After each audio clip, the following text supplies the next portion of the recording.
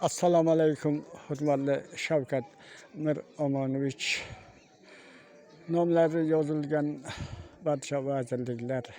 Men ushbu video murojaatimni Xudoning nuri tushgan ona shahrim Nurota shahrining Chashma oldidan video murojaat bilan chiqmoqdaman. Hurmatli Shavkat Miromonovich. Mana bu chiroyli bo'lib gatsinsalarni, chin ustun masjidlarni obod qilishga siz aziz prezidentim, barcha vazirliklar, mahrum Hoji Nasirjon Eshonbobo, Nurota xalqi bilan mana shu yerlarni obod qilishga katta xizmat qilgansiz.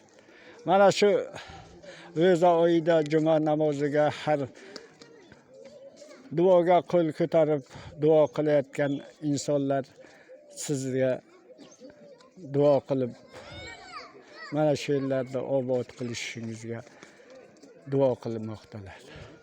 Mana hozir biz Xudoning nuri tushgan ona shahrimning chashmasi, undagi baliqlarni, yer ostidan qaynab chiqayotgan shu baxsh suvlarni ko'rib O'zbekistonimizning barcha viloyatlaridan, qolaversa musulmon davlatlardan, chet ellardan kelib haqiqatdan ham Xudoning nuri tushganligini guvohi bo'lmoqdalar. Mana hozir biz chashmani ko'ramiz.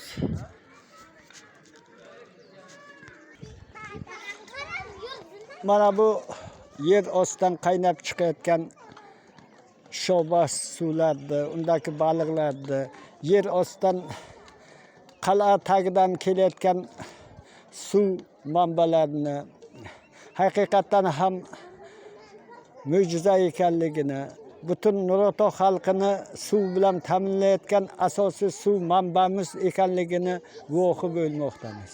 Hozir ikkinchi suv manbasini ko'ramiz.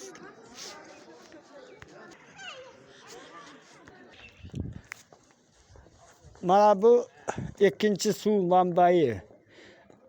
Besh panja deb nom olingan. Mana shu g'ordan kelayotgan suvlar hammasi chashmaga qo'shiladi. Shuning uchun buni besh panja deb nom olingan. Hurmatli Shavkat Miromonovich. Mana ko'rib turibsizki, butun O'zbekistonimizning hamma joylaridan, ayniqsa Buxoro shahridan ziyoratchilarimiz bahor boshlanishi arafatida mana kelib turibdilar. Mana shu yerlarda, mana shu qabrlarni obod qilishga siz boshchiligingizda katta xizmat qilgansiz. Mahrum Hoji Nasirjon Eshonboboni amalga oshmagan ishlardan bittasi mana shu Iskandar Zulqaynar qal'asi. Bu bo'yicha to'liq ma'lumotlarga, o'sha g'ordan olingan qadimiy kitoblarga suyangan holda faktlar yetarli. Mana ko'rib turibsiz, mana shu qal'ani usti qismlarida, yon tomonlarga chiqish zinalarini hozir ko'rib guvohi bo'lasiz. Mana ko'zingiz bilan ko'ryapsiz, bahor boshlanishi bilan Nurota gavjum ziyoratgohga aylanmoqda. Mana shularni inobatga olib, mahrum Hoji Nasirjon Eshonboboni amalga oshmagan ishlardan bittasi mana shu Iskandar Zulqaynar qal'asi. Hozir biz qal'aga chiqish zinalarni qanday ahvolda yotganligini guvohi bo'lamiz.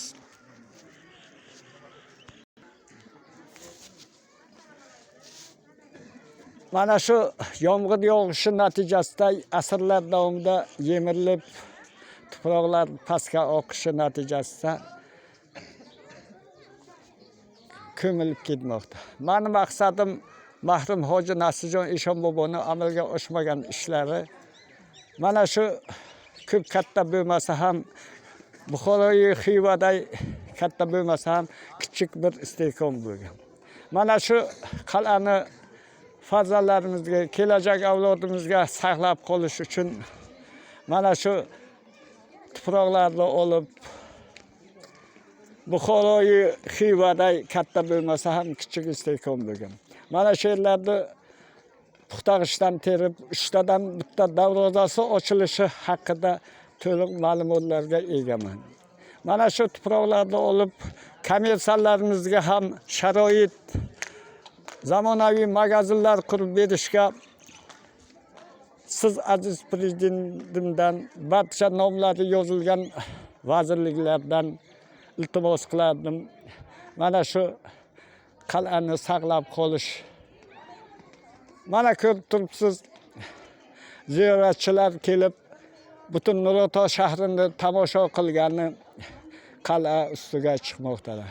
Mana shu qal'ani tepalariga texnika xavfsizligi bo'yicha maxsus rishotkalar qo'yib, zinalarni invalidlar uchun ham zinalar to'g'irlab yon tomonlariga rishotka qo'yish kerak deb o'ylayman. Hozir biz oldilariga borib zinalarda qanday ahvolda ekanligini, tuman rahbarlari ishlamaganligini guvohi bo'lasiz. Mana qal'ani ko'rinishi.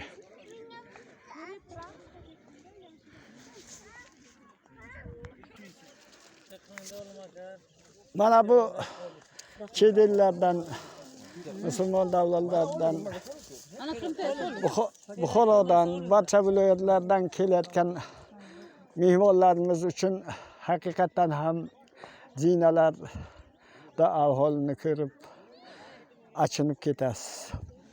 Chunki bu tumanga bahor boshlanishi arafasida mana shunday ziyoratchilar kelib qatnab ketmoqda.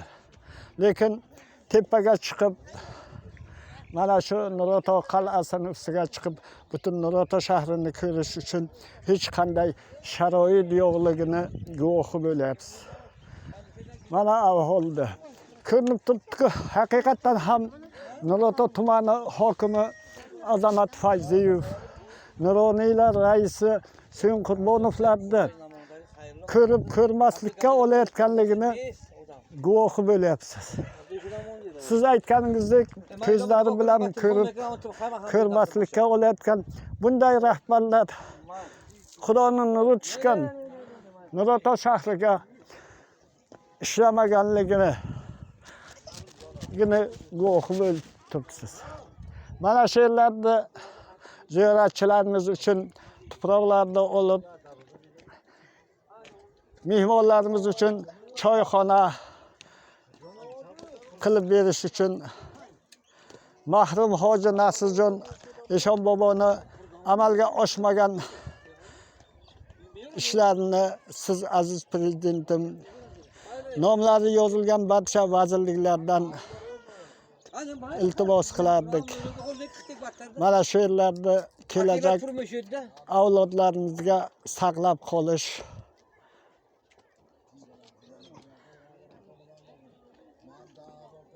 dan iboratdir. Davomini Nurotaning eng qadimiy qabristondagi Umar Ato mazor qabrisidan davom ettiramiz.